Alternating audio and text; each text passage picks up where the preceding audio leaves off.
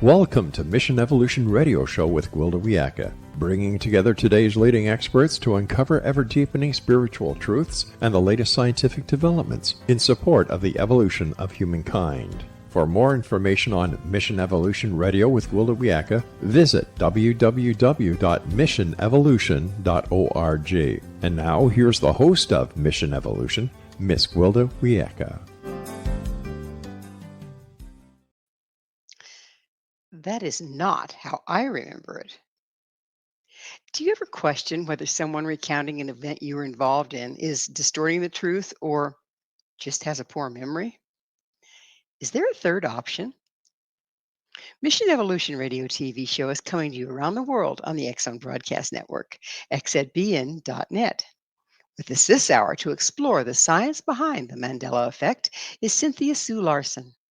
Cynthia is the best-selling author of several books, including Quantum Jumps, Reality Shifts, and The Mandela Effect and Its Society. She has a degree in physics from UC Berkeley, an MA degree, and a Doctor of Divinity. Cynthia is a founder of RealityShifters, the first president of International Mandela Effect Conference, and the managing director of Foundations of Mind. Her website, RealityShifters.com. Cynthia, thanks for joining us on the show again. Oh, thank you so much for having me, Gwilda. Such a pleasure. It's always so fun to work with you. So, what is the Mandela Effect? Well, the simplest way for me to describe it is to sum it up as collective alternate memories. And I'm specifically using a term that's different than what you might see if you look it up on the internet. You might find something like false memory syndrome. But to attribute such a cause to what we're encountering and noticing seems premature. And especially for those of us who are recognizing this is actually a real phenomenon. We're not mistaken. These are not false collective memories. It's really alternate collective memories. That's pretty fascinating. I think that difference in definition, we'll have fun with that for the next hour. So you have a degree in physics. How did that lead you to your interest in the Mandela Effect? Well, pretty naturally, because I have an interest in exploring the nature of reality. So if you have that kind of a mind like I do, and you really want to go deep into what is it, then pretty soon, like almost instantly, when you encounter quantum physics, then you've come face to face with the fact that maybe everything really is ultimately consciousness, and you can't get under consciousness itself. And that would be, to quote the words of Max Planck, the father of quantum physics, consciousness, you just can't get behind it. It is the ultimate reality. That quantum physics has just opened up all sorts of things, hasn't it? Yes. I think in a good way for those of us who experience things like synchronicity or things that don't seem to have an easy, simple explanation within typical traditional science and physics. So then we like quantum physics. So is the Mandela Effect just a trick of the mind? I've heard people say that that's what it is. For me, it's not, because I've seen flip-flops where something has gone one way and then gone to another state, and I see it moving. And so something like that, it's much harder for me personally to say that I'm imagining things. For me, I saw a business name, Costco. It had a T in it. The T vanished for a brief time. It was Costco when I looked at the signs and the advertisements. And then it went back to the Costco again. Now that's pretty hard to miss when you see something going back and forth like that. So that would be one way that people like myself can be pretty certain, like, okay, definitely something changed. It changed back. It changed again. It's kind of like noticing maybe you're walking in and out of possible timelines or parallel universes, if you will. Now that brings up a whole bucket of worms, doesn't it? So I've always wondered, if you step to a different timeline, when you're on that different timeline, is there a different past and a different future than on the timeline from before? Absolutely. Yes. And this is part of the phenomenon as well. I'm laughing because it's frustrating for people who notice something changed. Maybe it didn't do the flip-flop thing, but then like Berenstain Bears, you want to find proof. Like, wait a minute, they changed it. I know it used to be Berenstain Bears. And so you go back to try to find evidence, and it looks like everything changed, including I mean, it's always been just Berenstain Bears, which doesn't make any sense to your mind, perhaps. And the frustration then becomes one of feeling like you've walked into this alternate reality where all of the pre-existing evidence and the history and the facts point back to this new change that is not the way you remember it. It kind of makes a one person doubt their sanity, I would think, at times. Right. And that's why it's important to talk about this phenomenon if those of us who are experiencing it notice that cornucopia from Fruit of the Loom is gone, but we remember it, and we remember it the same way. So when there are researchers doing studies to find out, like, what, do people notice fruit on a plate as the logo, or how do they remember it? But strangely, most of us remember the exact same thing. We remember this cornucopia. In fact, that's how some people learned the word and the idea cornucopia. Because in America, we have American Thanksgiving, and that's sort of a theme, is to imagine this sort of twisty, sort of a snail-shaped, like a spiral basket with fruit pouring out of it to signify abundance at a time of harvest festival. And so, which way is it right now? On the plate or on the cornucopia? Neither. There's nothing at all.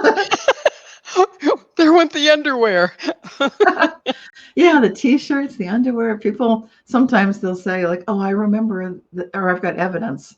They might find something that indicates here is the cornucopia, and I can't speak to that. I don't know. Usually, there isn't any such evidence, including with the company itself, because some people have checked with the company. I got a response from them on social media, I think last year, where they were saying it was a cute statement, like they can't confirm or deny it or something funny like that.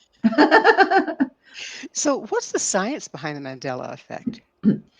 Well, there are lots of theories presented within the realm of quantum physics to explain the possibility of, to explain the reality. Let's start there. The reality that you can have a superposition of states. And within quantum physics, you can have a situation where, for example, a photon is both a particle and a wave. It can be both. And in the wave function form, it can be smeared out in a probability wave. So that's quantum physics for you. And then when you look at how do you explain that and what interpretation of the physics is the reason that we're seeing that, okay, that's wide open territory. It's not pinned down yet. So it could be anything from many worlds interpretation, where there literally are these parallel possible universes, or it could be very holographic universe, like David Bohm was proposing. So there's a sort of an entrance, sort of an unfolded order is what he was talking about. And there's also the transactional interpretation, where you've got an influence from the future, like a handshake through time, where your future self is interacting with things right now. And we know that happens too from experiments we've conducted in physics to show that a future decision can affect the current situation happening right now. I think a lot of the indigenous people had a better hold on that than we do. It's like my mind doesn't work that way, too linear.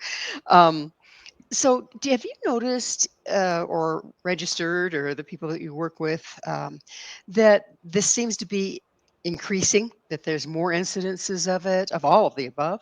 Yes, there's a lot more standard acceptance within most of society now, at least to recognize the name for the Mandela effect, and such terms as reality shifting are gaining a foothold. So there's an awareness, even though some of the words are used a little differently.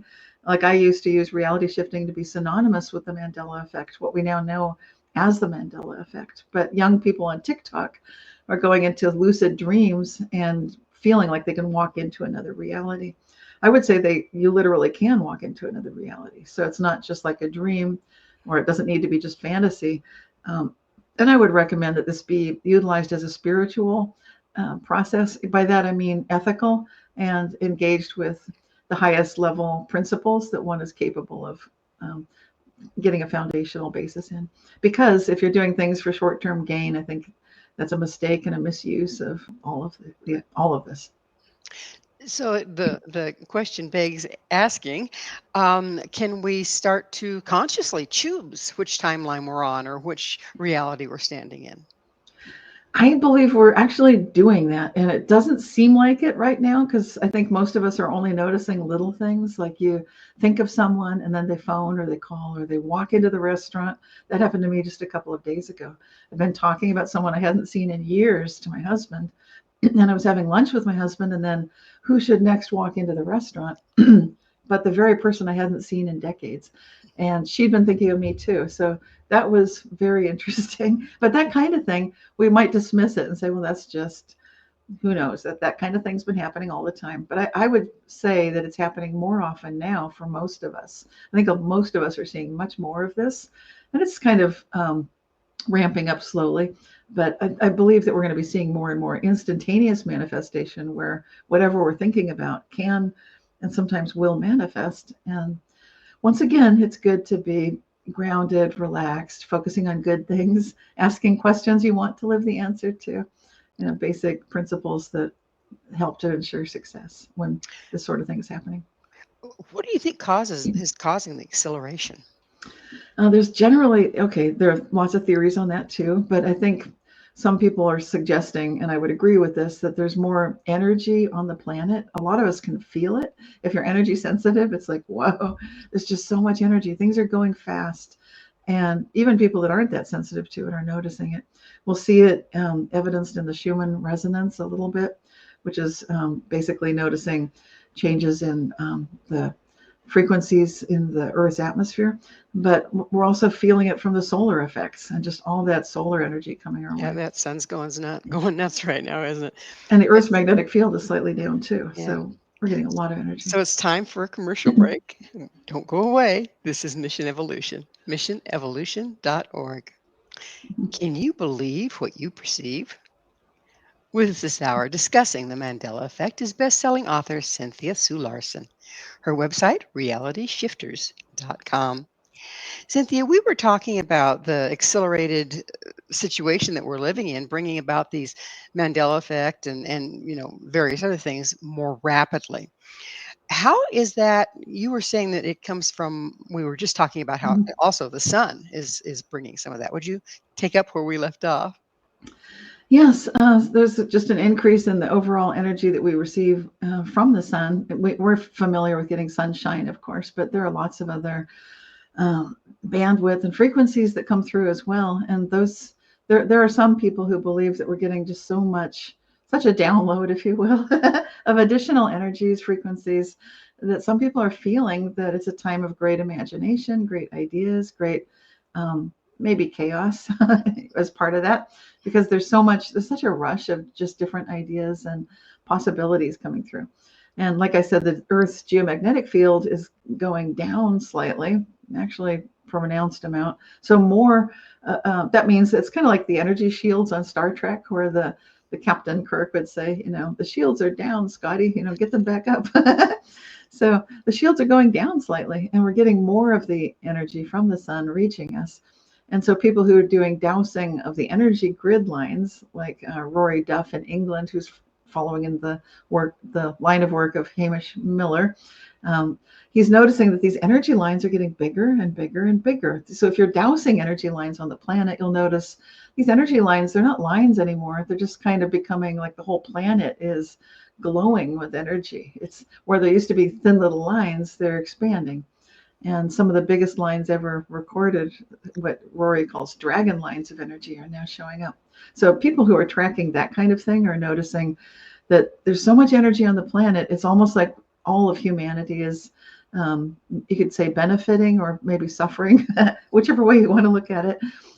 We're definitely experiencing the influx of the energy, which tends to contribute to everybody kind of going through something similar or like Kundalini awakening, which is where that energy rushes through.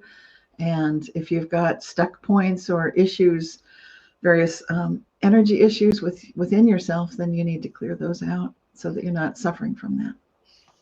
It's definitely affecting everyone then. Yes. So what can the Mandela Effect teach us about reality? I love this part because it can teach a lot, starting with just noticing the kinds of things that are changing. Like I remember I Love Lucy. It was an American TV show, and her husband would say, Lucy, you've got some splaining to do. It's a funny thing that I remember it was frequently said. And it was funny because, like, how is she ever going to explain this? She'd get herself into these fixes. So it's like, this will be good. There's no way to explain this. But now he never said that. So when I look at something where, for example, I'd say the Mandela Effect has some splaining to do. And it's funny that I remember something that was never said. I don't know if you remember that one too. Maybe it's an American thing mostly, but it was a big TV show back in the 60s. Yes. Yeah. And so when you look at messages like that, and then if you look at the Disney movie Snow White, where the witch would look at the mirror, do you remember what she would say? She'd sort of say something to the mirror. Yeah, mirror, mirror on the wall, who's the fairest of us all? I remember that too. Walt Disney himself said that on a TV show. This is all very interesting because now that was never what was said. It was supposedly always magic mirror on the wall. Who's the fairest of them all? And to me, that doesn't even sound right. But there's a message in these because when you look at mirror, mirror turning into magic, and you've got some splaining to do. And I also remember, speaking of Disney, the Tinkerbell appearance at the beginning of the Sunday night Disney featured films. Tinkerbell would sort of flutter in and she'd go ting with her little wand and dot the I on Disney. It was my favorite part of the opening sequence. That never happened either. And so to me, all of this is indicating that there's some magic, that nature has some splaining to do. There's a lot more magic in this cosmos than we have been taught in our schools typically. And we are the magic. We can bring that. So these things that I remember, mirror, mirror, now turning to magic, Tinkerbell vanishing, it's drawing our attention to the things that are changing. And so if you look for the changes, then you notice there could be a message. That's one thing that the Mandela Effect is showing us. But it's showing us so much more than that, because we can look at the earliest experiencers of it, like Carl Jung, I believe, was an early experiencer of the Mandela Effect.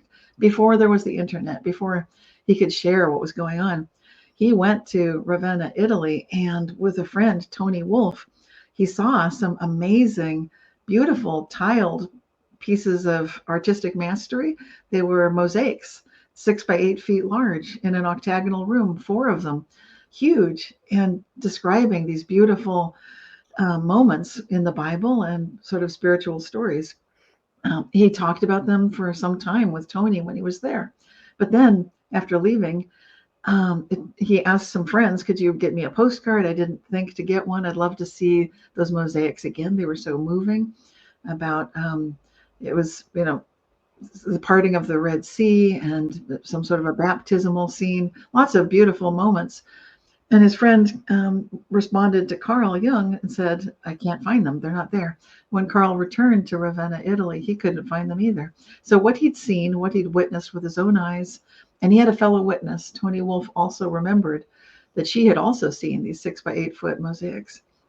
And they're all gone, and they were not there at the baptismal of Ravenna. So this is extraordinary. And when you think that this goes back into the 1920s, I think it goes back farther than that. The Mandela Effect is showing us reality has always been changing. Maybe we've only recognized it or acknowledged it with giving our shaman and our religious leaders and people that can do magic for us. We've given them the ability to do these things. But what if it's always been present? And what if now we're noticing it more because we need it more? Because this is a time when we're seeing problems on the planet, perhaps that seem insoluble. And now here comes this phenomenon that seems to show us, what if all of reality could change, as if it had always been that way? In other words, you're standing in one timeline, you don't like what's coming down the pike, so you just hop over? Yeah, it's conceivably, yes, in theory, it could be that simple. Obviously, in practice, even though it may seem simple, it may not be easy.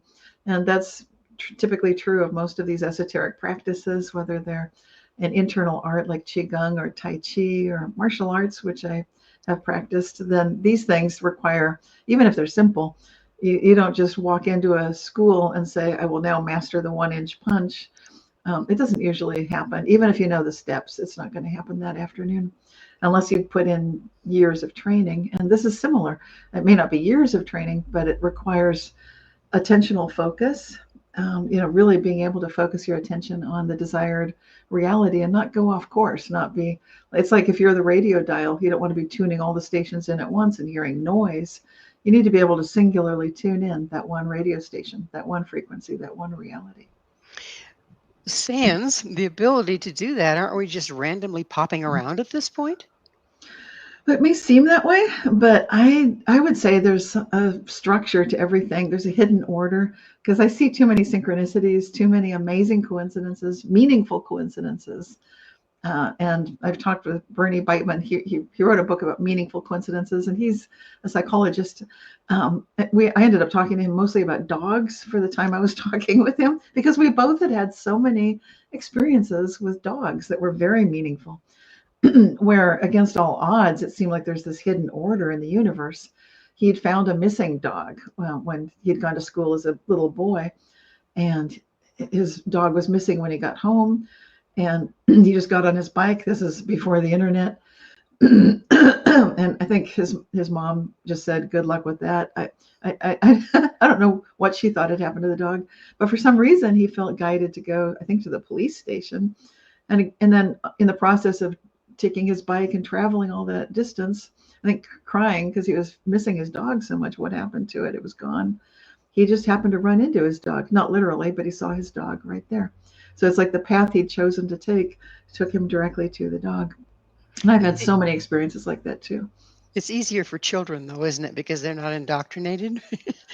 Well, we can be like little children. We can, and I think listening to your program helps people get there, just to listen and keep an open mind to what we're talking about, because that alone is enough to start opening that door to embracing that possibility instead of shutting it out completely. You mentioned, you've said several times, well, that's not the way it is now, the fruit of the loom or whatever. But are we all on the same timeline at the same time, or is there a lot of different realities floating around out there? There are so many different realities. Yeah, and they change. Some of the books I've written have changed.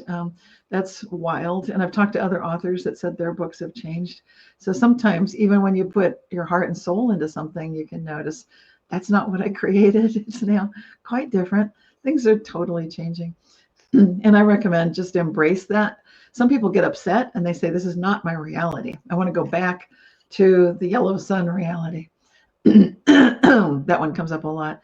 People remember this, that the sun didn't used to be so harsh. Like now it's so bright, it's so white. And they remember there was a gentler, kinder time with the yellow sun. But it's that kind of a vibe. There was a lot of prophecy, Mayan being one of them, of the time of the white sun that we're in, and it's supposed to be right about now, when the seemingly yellow sun is now white. Has a lot of this stuff been prophesized, what we're seeing now? Yes, it actually has. And that's true with the Hopi as well, that they had their prophecy rock that showed, it predicted in advance World Wars I and II, and that there'd be the great shakings is what it showed, giant gourds and great shaking. It didn't say that there'd be nuclear threat and so forth, but it did show that. And then it showed that one group of humans take a very different path at this time. And the humans that stay close with their relationships to the plants, animals, and each other continue on to the fifth world. Whereas those who do not stay close in relationships, they sort of float up into, looks to me like they go off into the cloud. Looks like, which is yet another world, right? Transhumanism. We're going to have to enter the world of a commercial break. You stay right there. We'll be back soon. This is Mission Evolution, missionevolution.org. Is there such a thing as mind over matter? If so, what does that say about matter? This is Mission Evolution, missionevolution.org. With us exploring the human consciousness is Cynthia Sue Larson. Her website, RealityShifters.com. Cynthia, what is the mind-matter influence? Yeah, mind-matter interaction is basically, it could be considered a branch of magic. This is something that I've heard from Dean Radin. He's the chief scientist at Institute of Noetic Sciences. And he describes that as the enchantment branch of magical practices. Now, it's interesting to have a scientist talking about magic like he does. But I was a participant this year in a very exclusive experiment that he conducted through ions. It was called the Sigil experiment, all about mind-matter interaction. And as a participant, I had to jump through several flaming hoops to show that I could hold attentional focus. Like we were just talking about before the break, attention really matters to be able to tune in that one channel, that one frequency that you want in order to receive, to be able to influence matter. So in the experiment, Dean Radin put out the call to tens of thousands of people, and hundreds, actually thousands responded, and then he winnowed it down to hundreds and then selected 50. And these 50 people, he's now got the final results out and he's publishing them. It's very exciting research because he basically selected individuals that would be capable, ideally, of having mind-matter interaction, where thanks to the focus of one's attentional direction, you could exert conscious agency on something outside of yourself. And in this case, it was an interferometer, which is, it's like a little box about yay big, about an inch tall, 3 inches wide, maybe 5 inches long. Mine came wrapped in copper foil, which to me looked like a Faraday cage, which basically is electromagnetic shielding. So I saw that and I smiled like, oh, good, it's been shielded. So yeah, of course, there can still be effects. It just shuts out the electromagnetic interference. Now, an interferometer is designed to, it's one of the most sensitive devices known to humans right now. And to warm this device up, I need to leave it sitting by itself, not touching it, not moving anything in the room for about half an hour. And it was connected to my computer, and I could see as it was sort of simmering down and getting quiet, I could see it getting to the sweet spot where now a human like myself could work with it and start the program up, indicate this is not a practice run, it's a real run, one of the 10 real runs. And then my job was just to entangle with the device, entangle inside the device. It's basically interfering. It's taking two photonic wave functions and interfering with them with each other. That's why it's so sensitive. It's like if you throw the two pebbles in the pond and you get ripples of interference, constructive and destructive interference. It's doing the same thing inside a little box. The feedback would be a light on the top of it going from sort of a reddish color to green to white. My goal was get it from green to white if possible. And I could also see the computer screen with this tone. And my job as one of the 50 participants was to either relax or focus. So there we go. My job then became one of entangling, like I said, with the device, feeling like I'm just focusing on the success factor, seeing this is where we want it to go, like white and that high-pitched angelic tone. So I'd sing along with it and get good results most of the time. So that is an example of an experiment, and the results are now showing, unbeknownst to myself, of course, Dean had done some other things with the experiment, as scientists do, and he wanted to find out, is there a difference between meditators, I do meditate also, and magical practitioners, those who are familiar with engaging with the weather or someone's health and so forth. And yes, there's a difference. So people that were able to exert this mind-matter influence and had practiced it definitely did get more consistently positive results with the interferometer device. In other words, the practitioners did? Yes, the magical practitioners, the ones who, like I said, it really helps if you don't want to just walk in and teach me the 1-inch punch on the first day. It helps if you've done something beforehand. So you need to focus your attention. You need to be able to pick that one radio signal. And even if there are thousands of radio signals, zoom in on just the one that you're looking for and hold it. And regardless, no matter what's happening. So that kind of attentional focus matters for these mind-matter interactions. I find it's also helpful to focus on love personally and to just, hold that how good can it get kind of a tremendous focus of attention. And then absolutely, it's possible to change weather, improve health, and influence even a Faraday caged interferometer device. So when you say bringing love into the equation, you're coming out of your head and coming into the heart chakra, into the heart area. When you do that, why is that more effective? Because, yeah, thank you. That's such a good question. Questions are the key to everything. It's very effective because it harnesses and accesses the complete totality of one's conscious agency, not just in the neurons in the brain, but accessing neurons in the heart, neurons in the gut. In other words, the whole systemic influence of one's physical being. which we've got energy chakras in each of these areas as well. But you can feel the difference when you're feeling that sense of love, that you really long for something that really matters to you. Because if you don't care, chances are you're not going to see much of a result in that area. It seems like then you just get nothing better than random chance because you don't really care. Well, it makes sense why all the great religions are based on love. Speak of love, doesn't it? Yes. In that, and is it a form of power in itself once you engage the whole body versus just the mind? Oh Is my it bring gosh, it yes. physical better? And it's felt by nature. Yes, I'm just coming to my mind right now. I had a moment in May of this year. I was sitting with Paula Harris. We were at a Buddhist temple outside meditating. I'm bringing this up because it was so cute. She's sitting silently. I'm sitting silently. And then she sort of breaks the silence and she said, Cynthia, Cynthia. She taps me on the shoulder. I'm like, yes, very unusual to interrupt a meditation like this. And I look at her and I see we're on these benches. She's on a bench. I'm on a bench. The other bench has a chipmunk sitting on it in meditation. And Oh, that's too much. this was in Crestone, Colorado, a very magical place. And Yes, very so, close to where I'm at, and if it happens in Crestone, that's what they say. If it's going to happen, that's where it happens. Yeah. but it can Yeah. happen anywhere, and nature responds. When you create that field of love, and I was really focusing on that Diamond Sutra, just really dissolving oneself and going into that pure bliss state of love. Obviously, I don't know what Paula was doing exactly, but wow, the chipmunk, all of nature feels it, and there's a calling. And I've never seen a chipmunk sitting in meditation until then. It was wow. He's looking around saying, "What are these guys doing? I'm going to try it." This feels good. Let's It feels good. join the field. We will now meditate. So tell us about the fallacies of rational thought. Oh gosh, where to start? Oh my goodness, I don't know. I'm trying to think where to even begin. There are so many because typically there's hubris. I think humans tend to assume that whatever we think we know, that's it and we're done.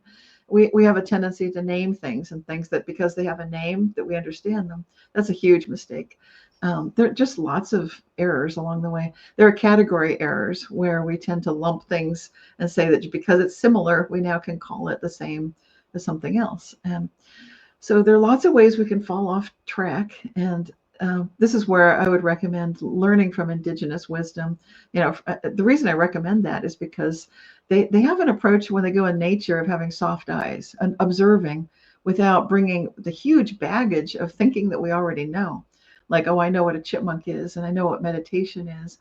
If I thought I knew those things, the experience I just described might not have happened for me. I would have thought chipmunks don't meditate. Margot, I didn't see that. Right. Like, this can't be happening. Right. There's got to be something else. The chipmunk wanted food, so it sat exactly like we're sitting on the other bench. And wait a minute. So logical fallacies are constructed. They're constructs typically.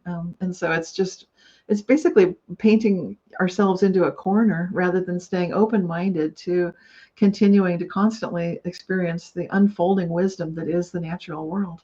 The cosmos can teach us directly if we're able to observe, free from the prescripts and the built-in dynamics of what we think to have been true. So we don't want to be too locked in. Do we start to get that switching effect possibly because we're opening, and so the opening is like a different world?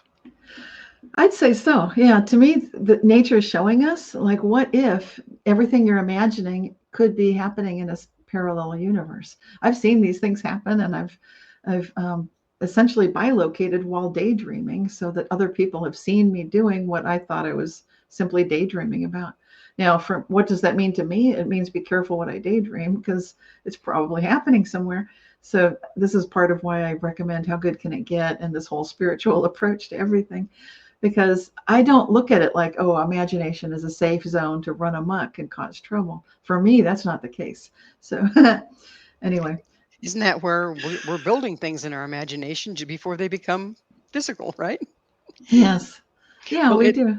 It's, again, time for us to take a commercial break.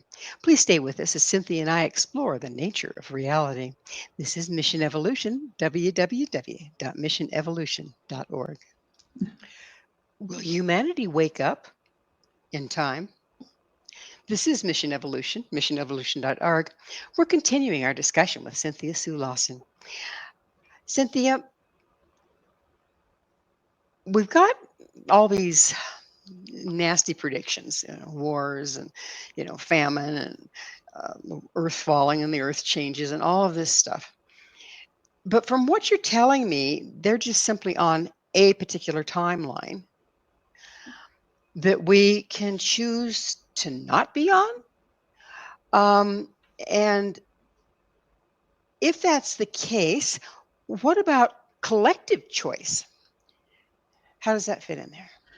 Those are great questions. And I don't have all the answers here, but I'm certainly observing collective choices in the Mandela effect itself. It looks to me like rather than the kind of law of attraction sort of manifesting that people are familiar with after decades of practicing that kind of thing, that would be for an individual. Now it looks like, thanks to the Mandela effect, we're noticing that large numbers of people might notice a similar reality. Not that everyone on the planet does, but even the Mandela effect itself is named after Nelson Mandela.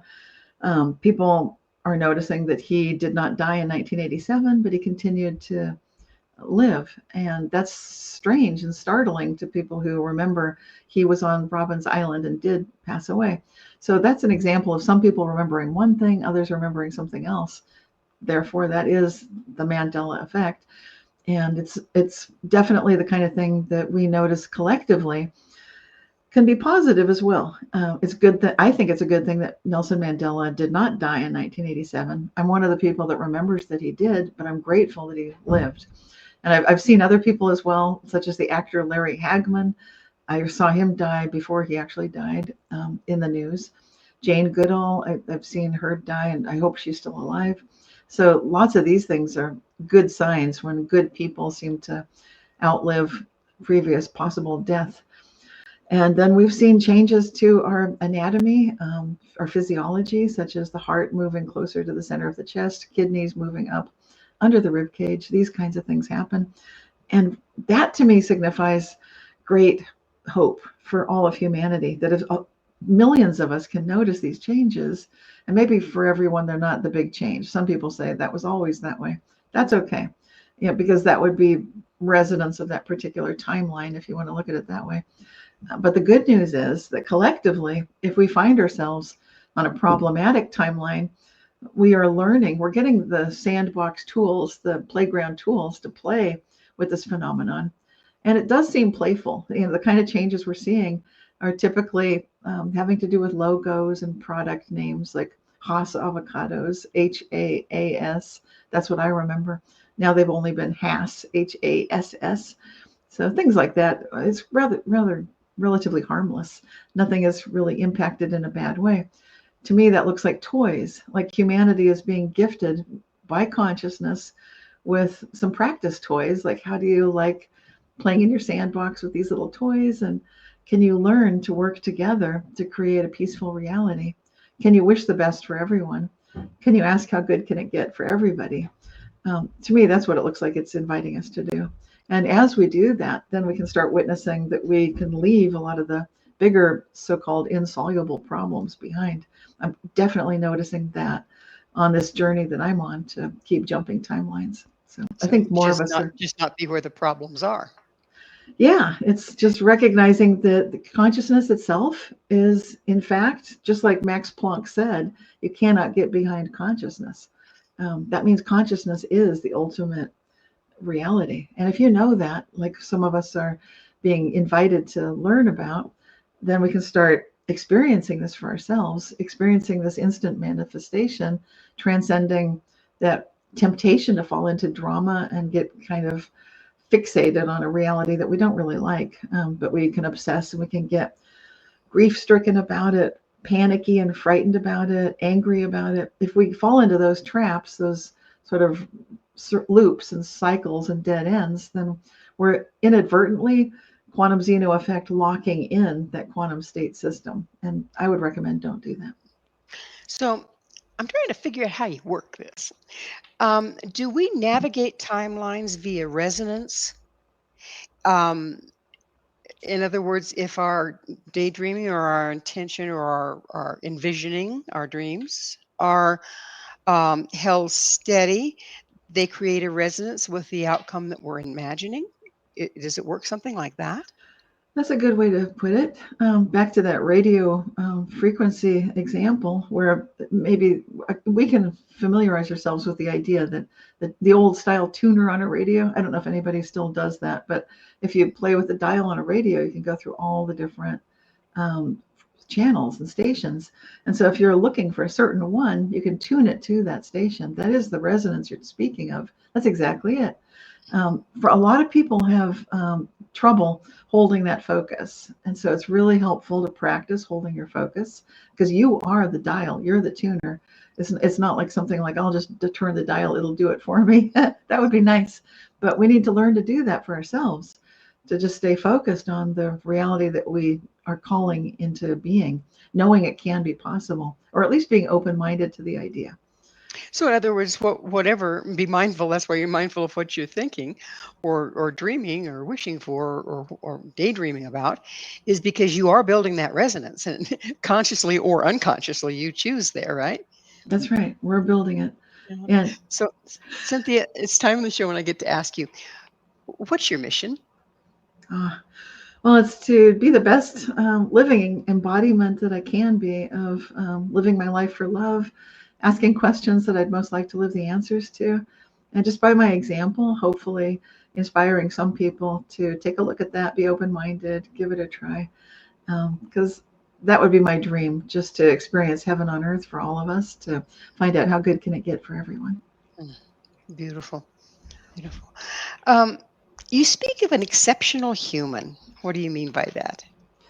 That would be basically being true to the Homo sapiens name that we've been gifted. It means wise humans. And so to be an exceptional human is to be wise. And people might laugh if you even say this with a straight face. You try it at the holidays, and it's like, what do you think? Are we wise humans? Probably people will laugh. But it's our invitation to become truly wise, not clever, not knowing the most tricks or the most ways to cheat our way into success, but to be wise, which means to be thinking long-term and optimistically for everyone, knowing that the well-being for ourselves is to be helping the next 7 generations in the future also succeed, and all of our relations right now. That's not something selfish for just one person, but it's really opening an invitation for everyone to live their best lives. When more and more and more of us start to consciously and responsibly navigate timelines, is that going to like possibly create the 100 monkey kind of thing where everybody can kind of jump? Oh, yes. In fact, I'm pretty sure that's what's happening right now. So it's a very exciting time to be alive, to go to gatherings, which I just came back from, where we had people that are interested in the Mandela Effect. We had about 50 or 60 of us together, and that's it feels like heaven on earth to me. It feels like these are people, I could feel this focal point of, like a tipping point for humanity, that there are enough of us now interested in the idea that we can actually change everything, that this can be the most important topic for humans to consider, this Mandela Effect, this idea that there can be collective alternate histories. It seems like a small little door just opening right now, but it can be the door to a golden age, a Shambhala. This can be the 1,000 years of peace that so many prophecies also speak of. That would be a lovely outcome, because the other outcomes aren't so pretty right now. So, what does the Mandela Effect teach us about the human psyche? It's really multifaceted. Some people, to be honest, some people bumble into the Mandela Effect and they're horrified because their Bible has changed. I don't want to ignore these people because they're quite upset. It used to say things like, the lion shall lay down with the lamb, and now it says the wolf shall lay down with the lamb. And so that's offensive, and some people feel like there's been some great evil. So the Mandela effect is basically a mirror. It's showing us who we are. And so if we have great fears and great shadow sides, we'll get that reflected back. And of course we do. We're humans, so we've got all kinds of stuff going on. So it would be a disservice for me not to mention that. It's an opportunity, however, when we recognize, oh, this is a mirror. It's showing back to us what we're fearing, what we're afraid of, what we're sorry about, sad about, what we're angry about. So the more worked up we get, the more agitated the mirror reflection can be. But it's also showing us a higher dimensional capability, a very expansive capability of what it means to be truly wise humans, truly Homo sapiens. So it's all of that. It's vast. It's too much for me to even summarize it properly. It's really hard to wrap your head around to start out with, isn't it? It is. So, you and I had fun when we were having our excuse me, film check, and I remembered interviewing you on the Mandela Effect at our last time we interviewed, and yet the book wasn't even written then. Wasn't that fascinating? That is fascinating. And now people could say, well, of course, she was working on the book. She's been working on it for 5 years. But what you're remembering is a little different, right? You're Oh remembering yeah, that the book was whole already, whole interview. yeah. And we're out of time in this interview. Cynthia, thank you so much for coming on the show. My pleasure. Thank you. Our guest this hour has been Cynthia Sue Larson. Cynthia is founder of Reality Shifters and the author of several books, including Quantum Jumps, Reality Shifts, and The Mandela Effect and its Society. To find out more about Cynthia and all she has to offer, visit her website, realityshifters.com. This has been Mission Evolution with Gwilda Wiyaka. You can visit us at missionevolution.org, but be sure to join us here next time. This mission will continue, bringing information, resources, and support to our rapidly evolving world.